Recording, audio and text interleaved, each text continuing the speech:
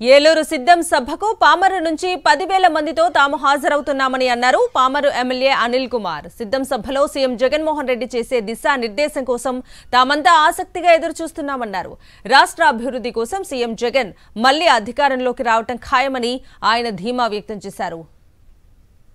ఏలూరులో దెందులూరు నియోజకవర్గంలో జరగబోయేటటువంటి సిద్ధం సభకు పామరు నియోజకవర్గం నుంచి పెద్ద ఎత్తున ఒక 10,000 మందితో పామరు నియోజకవర్గం నుంచి హాజరవకపోతా ఉన్నాం. ముఖ్యంగా మీ ద్వారా తెలియజేసేది, రేపు జరిగే ఎన్నికల్లో జగన్మోహన్ రెడ్డి గారు సిద్ధంగా ఉన్నారు.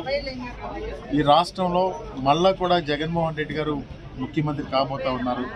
ఎందుకంటే రాష్ట్ర ప్రజల యొక్క సంక్షేమం కోసం, ఈ రాష్ట్ర అభివృద్ధి కోసం జగన్మోహన్ రెడ్డి గారు ముఖ్యమంత్రి కావాల్సిన అవసరం ఉంది.